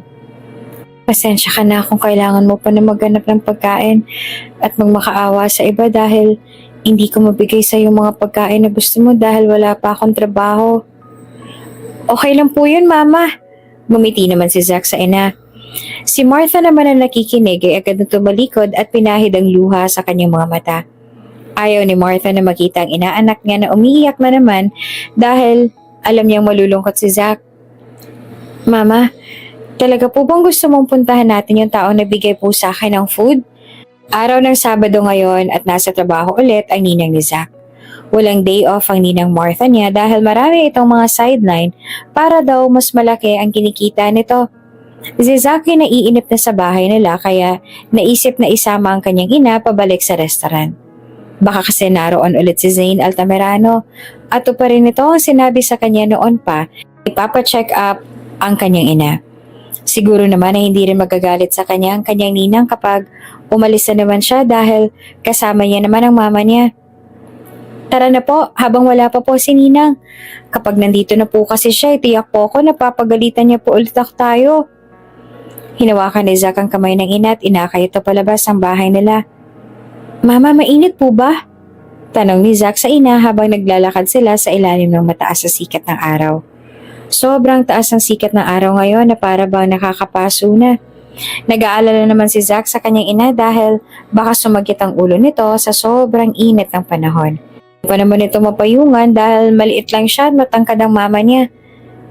Hindi naman anak, kaya pa naman ng mama. Nauutal naman na sagot ni Calista. Ngayon lang ulit medyo magiging maayos ang pakiramdam ni Calista at nasa katinoan siya ngayon. Siguro dahil sa masaya siya kagabi dahil kinantahan siya ni Zack bago sila natulog kung kaya hindi siya sinusumpong ng sakit niya ngayon. Sorry po mama, hindi po kita mapayungan ha, hindi po kita maabot eh. Ayos lang yun anak. Habang naglalakad sila sa tabing daan ay may nakasalubong silang isang masayang pamilya. May hawak-hawak na makulay na lobo ang batang babae at kitang-kita sa mga mata ni Zack kung paano itong kumislap pagkakita sa makulay na lobo na hawak ng batang babae. Mama, tingnan niyo po oh, ang kulay po ng lobo na hawak ng magandang bata. Gusto ko rin po ng ganyan. Balang araw po ay makakabili rin ako ng lobo katulad po nila. Pigil na pigil ni Calista ang pagpatak ng mga luha mula sa kanyang mga mata. Sa kabila ng sakit na nararamdaman niya sa sinabi ng kanyang anak, naaawa siya kay Zack. sapagkat alam niyang labis itong naiinggit sa ibang mga bata na nakakakuha ng anumang bagay na kanilang naisin. Si Zack ay hindi ganong kaswerte. Halos wala pa nga siyang nabibili sa anak ng mga bagay na gusto nito. 3 taon na rin kasi siyang walang trabaho. Simula nang siya magkasakit, nawala na ang kanyang pinagkakakitaan. At ang tanging umaalalay sa kanila ay ang kanyang matalik na kaibigang si Martha. Madalas ding sumpungin ng sakit si Calista kaya't madalas siyang natutulala at nawawala sa sarili. Hindi niya makontrol ang takbo ng kanyang isip at pakiramdam niya ay laging may mga tao na bumubulong at pinagtatawanan siya. May mga boses na mahirap huwag pansinin. Patuloy na bumubulong sa kanyang isipan. Nagsimula ito nang muntik na siyang makunan at nagpatuloy na hanggang sa makapanganak siya kay Zack. Lumala pa ito sa paglipas ng mga taon. Hindi rin niya mawari kung ano nga ba talaga nangyayari sa kanyang utak. Sa sarili niya para bang unti-unti na siyang nawawala sa kanyang sarili. Palagi ring mahina ang katawan ni Calista dahil sa pagkakaroon ng hindi maipaliwanag na sakit. At dahil sa kakulangan ng pera, hindi siya nakakapagpagamot at hindi niya rin mape-check up ang sarili. Sa kasalukuyang kalagayan niya, umaasa na lamang siya sa himala na gagaling pa siya. Dahil sa tuwing sinusumpong siya ng sakit, animoy naglalakbay ang kanyang utak sa kabilang ibayo ng mundo. Halos wala siyang marinig sa paligid at madalas ay natutulala siya. Sa puntong kahit ang sarili niyang anak ay hindi niya makilala. Kaya kahit ayaw ni Calista na mangyari ito, wala siyang magawa. Mama, andito na po tayo. Masayang tinig ni Zack na marating na nila ang restaurant kung saan daw nila nakilala si Sir Zane. Hello po, Manong Guard. Ang magiliw na bati ni Zack sa matandang guard. Oh, Zack, ikaw pala. Anong ginagawa mo dito? Tanong ng guard na nakilala si Zack. Nandito po ako kasi gusto po makilala ng mama ko, mabait na lalaki na naglibre po ng maraming pagkain sa akin. Sino lalaki? Si Sir Zane po. Ah, si Zane Altamirano. Wala siya dito ngayon eh. Ilang araw na nga siyang hindi bumabalik dito. Nasa ospital kasi ang ama niya. Oh, ganun po ba? Kailan po kayang balik niya dito? Hindi ko rin alam eh. Bihira lang kasi talagang pumunta si Sir dito. Nalulungkot naman na tumango si Zack. Sige po, kapag bumisita po ulit siya dito, pakisabi na pumunta po ako dito ha. O sige ba, huwag ka mag-alala. Sasabihin ko sa kanyang tungkol sa inyo ng mama mo. May malapad na ngiti na sumagot si Zack. Maraming salamat po. Sir, doon na lang po muna kami ni mama sa simbahan para po ipagdasal po namin ang papa ni Sir Zane. Sige, iho, walang anuman. Nalulungkot na hinawakan ulit ni Zack ang kamay ng kanyang ina. Naglakad-lakad na lang sila dahil matagal na rin mula nung huli silang mamasyal. Hindi kasi pumapayag ang ninang niya na si Martha na lumabas sila dahil baka raw sumpungin na naman ng sakit ang mama niya. Minsan kasi ay naiisip din ng kanyang ina ang magpatiwakal kaya laging nag-aalala si Martha para sa kanila. Mama, may simbahan po doon no? Tara po, punta po tayo sa bahay ni Papa God. Ipagdasal po natin na gumaling ka na po. Pati na po ang papa ni Sir Zane. Sa loob ng simbahan, taimtim na nagdarasal ang mag-ina. Nakaluhod silang dalawa. At sa mga sandaling yun ay medyo maayos ang lagay at pag-iisip ni Calista. Hindi siya natutulala at naiintindihan niya rin ang dasal ng kanyang anak na puro para sa kanya at sa paggaling niya. Pigil ang pagpatak ng luha habang nakatingin si Calista sa harapan. Lord, alam ko pong hindi ako naging isang mabuting tao. Alam ko po na marami akong maling nagawa. At marami rin po akong kasalanan sa inyo. Inaamin ko rin po na minsan ay pinagdududahan ko kung totoo po ba kayo.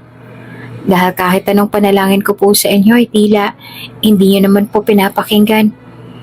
Hinihingi ko pong patawad sa lahat ng pagkakamaling nagawa ko. Ngayon po, nandito po ulit ako sa inyong harapan. Buong puso po ako nagsusumamo at isusuko ang aking sarili sa inyo. Kayo na pong bahala sa akin. Sa ama ng anak ko. Hiling ko po na pagalingin niyo po ako para sa anak ko. Kailangan niya po ako. At hindi ko po siya kayang bigyan ng maayos na buhay kung ganito ang sitwasyon at kondisyon ko. Kaya parang awa niyo na po, pagalingin niyo na po ako alang-alang sa anak ko. Sa kabilang banda, dumating naman si Zane Altamirano sa restaurant matapos umalis ang mag-ina.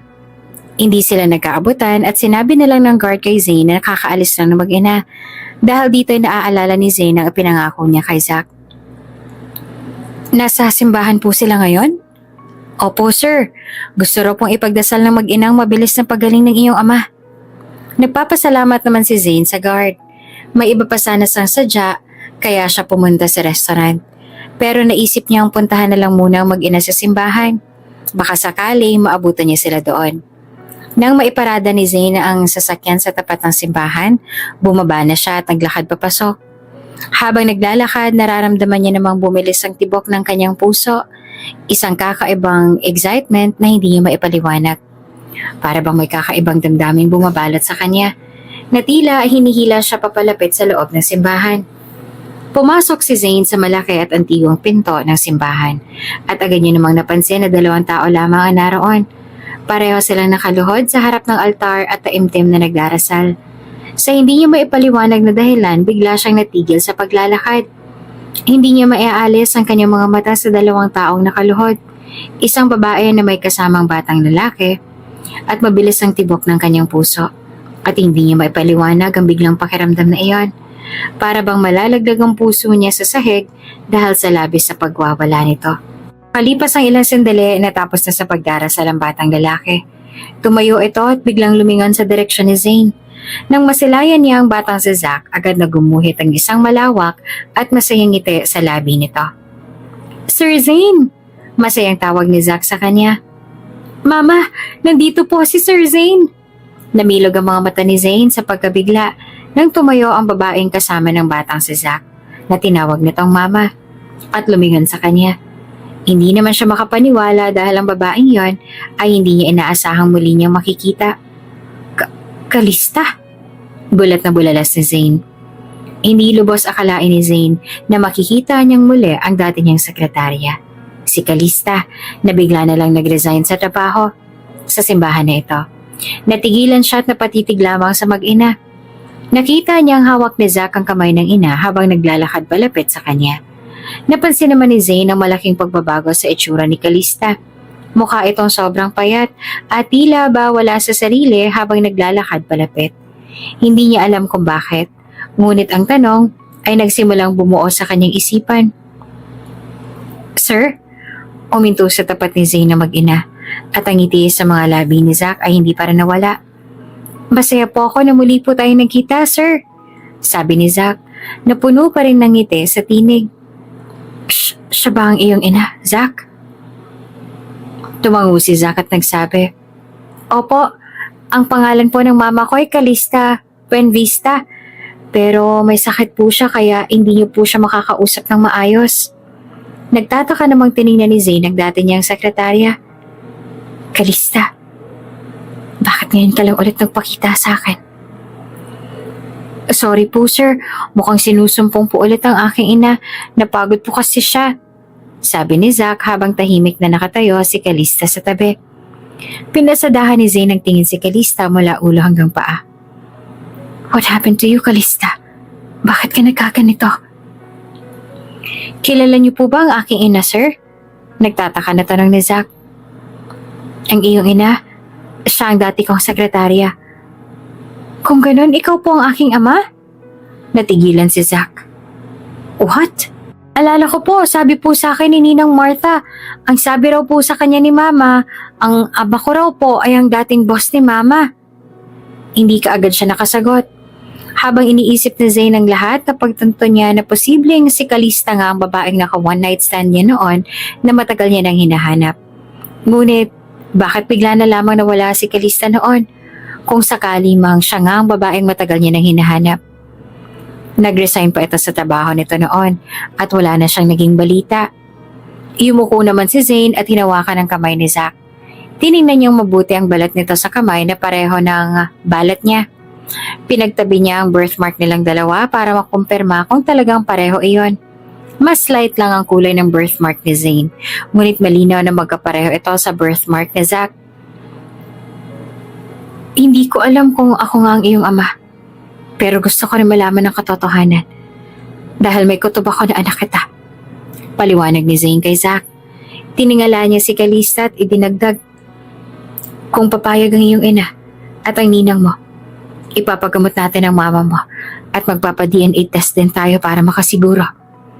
Tumango naman si Zack bilang pagsang-ayon. Sinamahan siya na mag-ina pabalik sa kanilang bahay upang makausap ni Zane ang ninang ni Zack at makahingi siya ng permiso. Habang nagdadrive, panay naman ang sulyap ni Zane sa mag-ina sa rearview mirror ng sasakyan niya. May kutob si Zane na maaaring anak niya nga si Zack. Kung sakali man na si Kalista nga ang babaeng kasama niya noong gabing yon, kailangan niyang malaman ng katotohanan. Ninang! Masayang tinawag ni Zack ang isang babae na paparating. Diyos ko, Zack! Anak ka ng mama mo, saan ka na naman ba nanggaling? Hindi ba't ang sabi ko sa'yo wag na wag kang aalis ng bahay at wag mo ring iiwan ang mama mo? Galit na tanong ng babae. Kasama ko po si Mama, Ninang. Sagot ni Zack na makalapit na sa harap nila ang ninang. At saka may kasama rin po kami, Ninang. Bumaling kay Zane ang ninang ni Zack at saka nagkunot noo. Sino siya? Siya po si Sir Zane Altamirano. Dati po siyang boss ni Mama. Sekretary daw po niya si Mama noon. Siya rin po nagbigay sa akin ng maraming pagkain nung tumakas po ako sa bahay.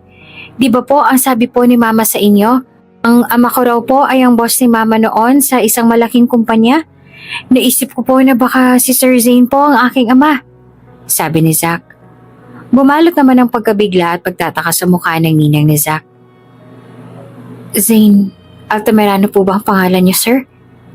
Yes.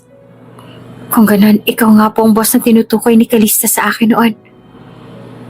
Sabi ng babae na hindi rin makapaniwala. You mean, I am Zack's father? Marahan na tumango ang babae. Bago po siya nagkasakit, natatandaan kong binanggit niya sa akin ang buong pangalan ng lalaki na kabuntis sa kanya. Zane Altamirano, iyon daw po ang pangalan.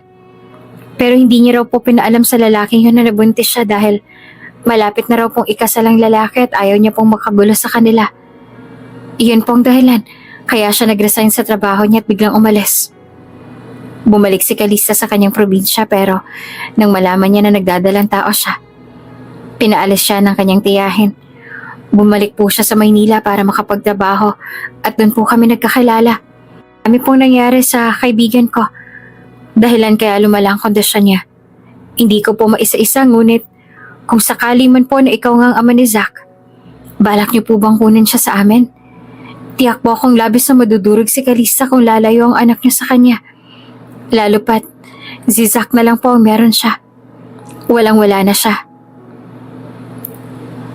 Ilalayo po ba ninyo ako kay Mama kung sakali po na ikaw ang aking ama? Naiiyak na tanong naman ni Zack sa kanya. No, maagap na sagot naman ni Zane. Hindi kita ilalayo sa mama mo. Ngayon mas lalo ako naging sigurado na ako nga ang iyong ama. Pero para mas makasigurado tayo, gusto ko magpa-DNA test. Hindi mo kailangang matakot na ilalayo kita sa mama mo dahil hindi ko gagawin yon. Kinausap din ni Zane si Martha tungkol sa kanyang kagustuhan na ipagamot si Kalista. Tuwang-tuwa naman si Martha nang marinig yon at labis ang pasasalamat niya. Sabi ni Martha, iyon daw talaga ang pangarap nito para sa kaibigan at inaanak. Bakit ka magpapa-DNA test? Nagtataka na tanong kay Zane ang kaibigan niyang si Regulus na isang doktor. I need to make sure na sa akin nga si Zack. Sinong Zack? Yung anak ng ex-secretary mo? Yes. Malakas ang kutob ko na anak ang bata.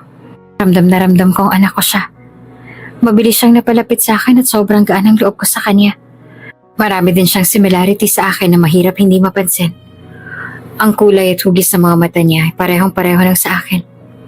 May hawig siya sa akin. At ang birthmark niya ay pareho lang nasa akin. Pero syempre gusto ko pa rin makasiguro. Pero paano mo naman nasabi na anak mo nga siya?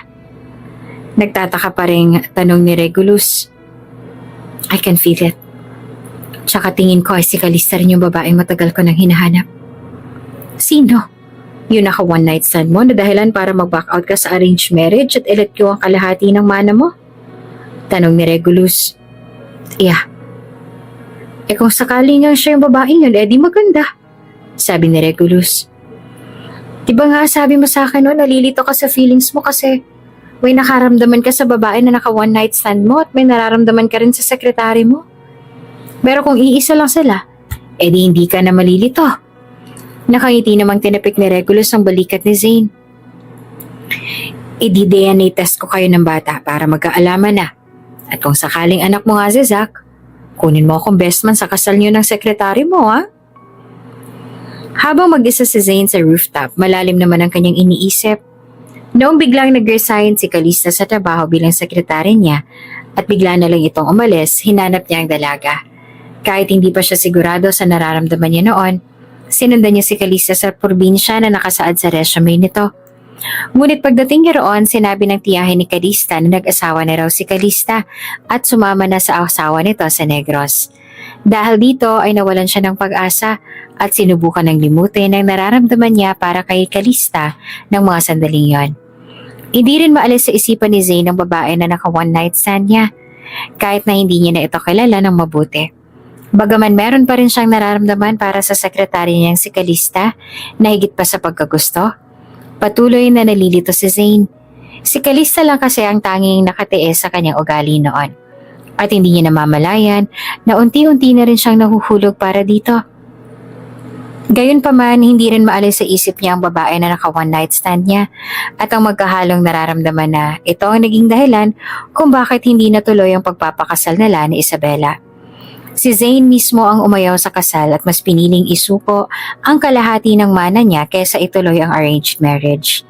Nang malaman niyang may asawa na si Calista, pinili niyang limutin ang nararamdaman niya para dito at mag-focus sa paghahanap sa babae ng gabing iyon.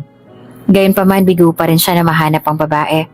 Subalit kay Martha rin ang galing na hindi raw nagkaroon ng asawa si Calista.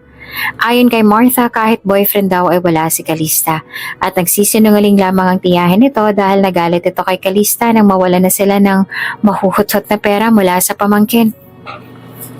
"What's the result, Regulus?" tanong ni Zane. Makalipas ang mahigit kumulang 1 linggo, ay dumating na rin ang DNA test result at hawak na yun ngayon ni Regulus. Kasama nila ni Zach at Martha ngayon na parehong kabado sa result ng test. Ngumiti naman si Regulus. "Your gut's right, mi amigo. Sa'yo nga ang bata." Anak ko siya." Tumango si Regulus. "Yes, 99.9%. He's your son." "Talaga?" Masayang sabi ni Zach at napapalakpak pa. Si Martha naman ay natulala habang si Zane ay napaluha. Masayang-masaya na lumapit sa kanya si Zach at agad niya rin itong niyakap. "Masaya po ako na ikaw po talaga ang aking ama, Sir Zane." "Ako rin." Naluluha pa rin sabi ni Zane. "Masayang-masaya ako na anak kita." Sa mga sandaling ito ay wala nang mapagsidla ng saya na nararamdaman niya. Kumpirmado na anak nga niya si Zach at confirmed din na si Calista nga ang babae na naka one night stand niya.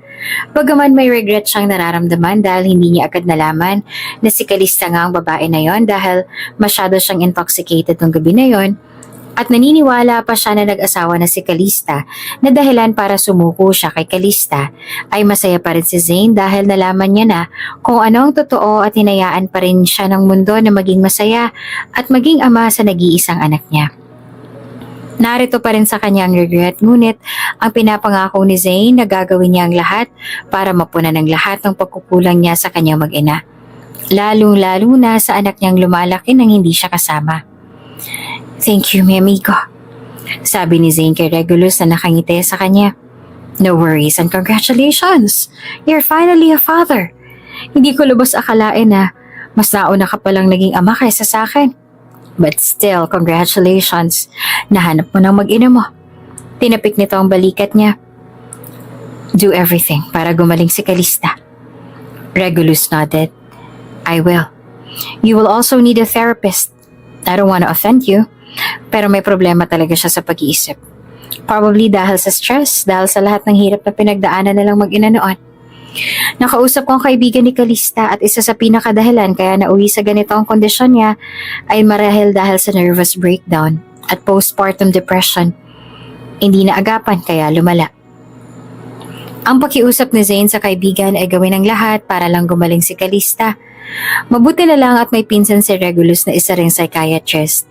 Ang sabi ni Regulus ay kakausapin daw nito ang pinsan nito para pumayag na maging doktor ni Calista. Ngayon nakasama ni Zane ang babaeng matagal niya nang hinahanap at kasama niya na rin ang anak niya. Isa na lang ang gusto niyang mangyari. Iyon ay ang gumaling na sa sakit at pinagdadaanan niya si Calista para maging masaya na sila at buo na ang kanilang pamilya. Sir Zane, pwede po ba ako magtanong sa inyo? Tanong sa kanya ni Martha. Silang dalawa lamang ngayon sa visiting room. Si Zach ay kasama ang ina nito. Sure, what is it? Gusto ko po sanang malaman kung may nararamdaman ka po para sa kaibigan ko. Kung ang ibig po bang sabihin ay kung mahal ka siya, then the answer to that question is yes. Tapat yung sagot bago bumaling kay Martha na nagniningning naman ang mga mata. Matagal ko na siyang gusto, pero pinigilan ko dahil naniwala ako sa sinabi ng tiyahin niya na nag-asawa na siya. Ayoko maging dahilan ng pagmamahal ko sa kanya para masirang pagsasama nila ng akala ko ay asawa niya. Ngunit nung akala ko ay nawalang pagmamahal ko sa kanya, nagkamali pala ako. Dahil siya rin pala ang babaeng naka one night stand ko na hindi rin maalis-alis sa isipan ko. Araw man o gabi. Kaya hindi ko lang siya mahal. Mahal na mahal ko siya. At ang pagtingin ko sa kanya ay masyado ng malalim para maipaliwanag ng mga salita. Pero ang sabi po sa akin ni Calista noon ay ikakasal ka na. Iyon bang dahilan kung bakit siya lumayo dahil ayaw niya raw maging dahilan ng pagkakagulo niyo ng mapapangasawa mo? Natuloy ba ang kasal niyang dalawa? Kung oo, ay nasa na siya ngayon? It was an arranged marriage. Hindi ko siya mahal. Ako mismo ang nag-back out sa nakatakda naming pagpapakasal noon dahil hindi ko kaya na maikasal sa isang tao na hindi ko mahal. Dahil doon na hindi ko nakuha ang kalahati ng mana ko. Though malaya naman ako sa loveless marriage. Sagot ni Zane na ikinatango naman ni Martha. Isa pang manliligaw ng ex-fiancé ko ang naglagay daw ng robust sa inumin ko ng gabing yan dahil sa hindi rin niya payag na ikasal ako kay Isabella at gusto niya na makagawa ako ng pagkakamali para lang hindi matuloy ang kasal. Masaya na silang dalawa ngayon. Magkakaanak na rin ata. I don't really know. Wala naman akong pakialam sa kanila. Ang ibig mong sabihin ay single ka ngayon at pwedeng-pwede mong pakasalan ng best friend ko? Tanong muli ni Martha na naninigorador pa rin. Yes, single ako ngayon. At kung bibigyan niya ako ng chance, handa akong pakasalan siya at mabuo ang pamilya namin. Kung pwede nga lang ay pakasalan ko siya ngayon pero ayoko ring i-take advantage ng kalagayan niya ngayon. Batid ko na hindi pa niya maibibigay sa akin kung ano nga bang kasagutan niya. Tumango naman si Martha na hindi na napigil ang pagsupil ng ngiti. Kung ganon, handa kang hintayin ng best friend ko hanggang sa gumaling siya at mabigay niya ng sagot sa'yo? Oo naman. Kahit gaano pa katagal ay handa ako maghintay. Hindi na ako lalayo sa tabi niya. Magiging karamay niya ako sa lahat ng pinagdadaanan niya. Mas lalo namang napangiti si Martha sa sinabi niyang yon. Asahan ko yan. Alam ko ang hirap at dusa na pinagdaanan nilang mag-ina. Kaya ang tanging hiling ko lamang sa kanila ay maging masaya. Ang makitang masaya sila ay sapat na sa akin para maging masaya rin ako. Kaya ang hiling ko po ngayon na nandito ka na, sa piling mo, ay maging masaya silang mag-ina. Batid at ramdam ni Zane kung gaanong kahalaga para kay Martha si Calista at ang inaanak nito. Kung kaya'y nangako siya na hindi na siya lalayo sa kanyang mag-ina at gagawin niya ang lahat para maging maayos sila. Papa, nakasalubong niya si Zach na naluluha. Totoo po bang narinig ko po kanina? Totoo po ba na mahal niyo si Mama at gusto niyo po siyang pakasalan? Narinig ko po kasi kayo ni Tita Ninang na nag-uusap kanina. Ngumiti naman si Zach. Sabay tango. Oo, totoo ang sinabi ko. Mahal ko ang mama mo. At handa ako siyang pakasalan para maging isang masayang pamilya tayo. Talaga po? Nagniningning sa tuwa ang mga mata ni Zach. Totoo po ba yan? Oo naman. Gusto mo ba mangyari yon? Sunod-sunod itong tumango. Opo, Papa. Binuhat ni Zane ang anak na kumapit sa leeg niya. Maraming salamat po, Papa. Ang saya ko po kasi hindi lang po kami ni Nina nga nagmamahal kay Mama. Kasi po mahal niyo rin po siya. Masaya po ako na matutupad na po ang pangarap ko na maging masaya at mabuo po ang ating pamilya. Kaya ipagdasal natin ang mabilis na paggaling ng mama mo, okay? Opo, Papa. Araw-araw ko pong ipagdadasal na gumaling na po si Mama para po maikasal na po kayo at para po maging masaya na rin po si Mama kasi pangarap ko po na makitang masaya si Mama. At iyon na nga ang kanilang ginawa. Palagi silang nagdarasal para sa mabilis na pagaling ni Calista. Mabuti na lang at isang magaling na doktor si Regulus at ganun din naman ang pinsan nitong isang psychiatrist. Kaya agad na nagkaroon ng improvement sa kondisyon ni Calista. Masaya kami para sa'yo, anak. Sabi kay Zane ng kanyang ina bago yumakap sa kanya ng mahigpit. Masaya akong buo ng pamilya mo. Kaya ako malaman na isa ka na palang ama dahil alam kong magiging isang mabuting ama ka kay Zach. Ngayon ay alam ko ng dahilan kung kaya umayaw ka sa kasal niyo ni Isabela noon. Nagsalita na rin ang kanyang ama. Patawarin mo ako kung nagalit man ako sa'yo dahil hindi mo siya pinakasalan noon. Ngayon ay alam ko ng dahilan. At tunay nga, tama ang naging desisyon mo noon na huwag pakasalan si Isabela or else mas lalong mahihirapan ang mag-ina mo. Lalong-lalo na ang mga apo namin. Sa totoo lang, ang buong akala ni Zane ay magagalit sa kanyang mga magulang noong sabihin niya sa kanila ang totoo, ngunit sa halip na magalit ay naging sobrang masaya pa sila para sa kanya. At agad nga na minahal ang anak niyang si Zach. Natanggap din nila na si Calista nga ang babaeng mahal niya at wala silang kahit anong naging problema doon. Alam ko nagagaling din si Calista. Hindi tayo titigil sa pagdadasal. Dagdag pa ng kanyang ina at mas lalong humigpit ang yakap sa kanya. Salamat po, Mom, Dad, sagot na Zane. At ang makitang masaya ang nag-iisang anak niya habang kasama ang lolo't lola ay abot langit na sayang hatid para kay Zane. Sana talaga ay bumuti ng lagay ni Calista dahil gusto niya rin na maging masaya sila. I think I'm in love with her. Gustong matawa ni Zane sa reaksyon ni Regulus na nagtatapat sa kanya ngayon. Paano ay hindi raw ito makatulog na maayos dahil sa kakaisip sa kaibigan ni Calista na si Martha at ngayon ay naamin na rin ito sa wakas na umiibig ito sa dalaga. Should I say congratulations? Natatawang tanong ni Zane. Ano bang dapat kong gawin, Zane? Itong unang beses na nakaramdam ako ng ganito para sa isang tao. Hindi ko alam kung anong gagawin ko. Frustrated na si Regulus dahil sa pag-iisip. Para sa mga mata ko, ay si Martha ang perpektong babae. At pagdating sa kanya, ayoko na puro laro-laro lang. Gusto ko siyang mahalin. Gusto ko siyang seryosohin at pakasalan. Anong gagawin ko? Ano pa ba? Diligawan mo siya. Mahalin at gawing asawa, yun lang naman. Pero paano kung ayaw niya ako maging asawa? Paano kung may iba pala siyang gusto? Napailing naman si Zane. Daig mo pang babae kung mag-overthink ka. Hindi mo malalaman kung anong sagot dyan kung hindi mo susubukan. Ligawan mo siya. Ask her if you have a chance. Kung sakali man na meron, huwag mong sasayangin. Tsak si Zane na magiging masaya rin si Calista para sa kaibigan niya dahil alam ni Zane na kung sakali man nabibigyan ni Martha ng pagkakataon si Regulus ay magiging maayos at masaya ang pagsasama ng dalawa dahil alam niya kung gaanong kabuting tao si Regulus. At matapos nga mahigit isang taon na gamutan, sa wakas ay tuluyan na ring bumuti ang kalagayan ni Calista. Ayon sa doktor ay naging mabilis daw ang pag-ayos ng kondisyon ni Calista dahil sa suporta at pagmamahal ng mga taong nakapaligid dito.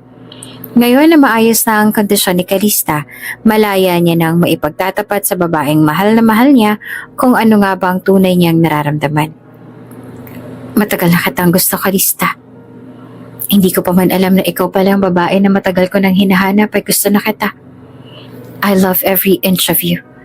Pinigilan ko at sinubukan kong pigilan ko ano man ang nararamdaman ko dahil ang akala ko ay nag-asawa ka na dahil iyon ang sinabi sa akin ng tiyahin mo nung sumunod ako sa inyong probinsya. Pinigilan ko dahil ayoko makasira ng relasyon. Pinili kong igugol ang pagmamahal ko sa babaeng matagal ko nang hinahanap. Kahit hindi ko pa alam kung ano ang kanyang itsura. Hindi ko alam na ikaw rin palang babaeng yan. Ikaw ang babae na paulit-ulit kong minahal. Buong puso na pagtatapat ni Zane habang hawak-hawak niya ang isang kamay ni Calista. Mahal din kita, Zane. Mahal na mahal din kita.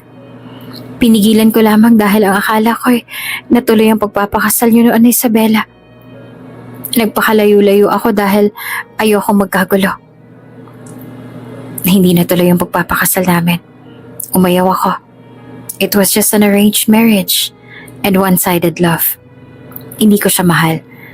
At hindi siyang babae na gusto kong pakasalan. Kung may gusto man akong pakasalan, ikaw yon, Calista. Ikaw lang ang babaeng gusto kong pakasalan at makasama habang buhay.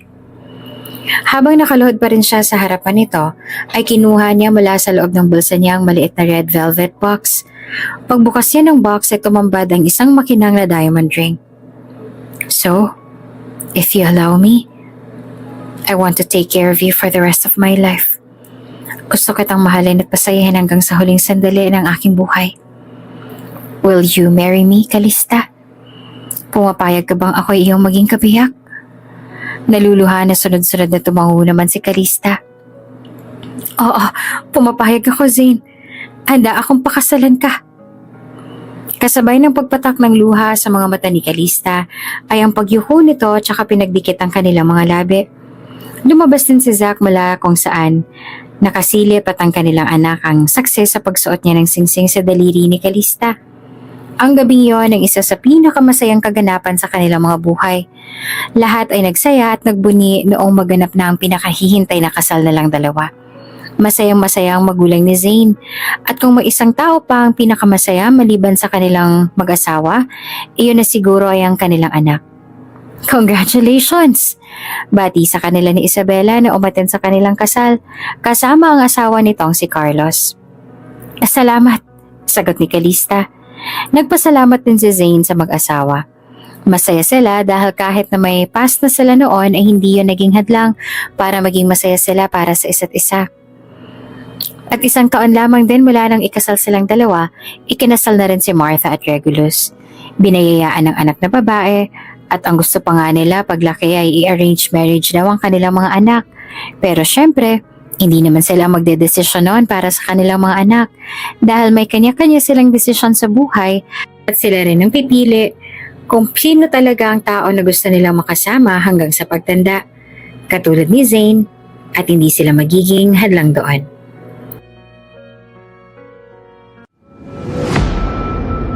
Kung bago ka pa lang sa channel na ito, Ate Jane TV, huwag kalimutang pindutin ang notification bell and subscribe button. Sana po hindi naman malaking abala sa inyo ang pagpindot ng subscribe button dahil ang kapalit po nito ay ang pagsuporta para makapag-produce ng mga libreng stories sa mga channels ni Ate Jane. Maraming salamat! Pumasok si Zane sa malaki at antigong pinto ng simbahan.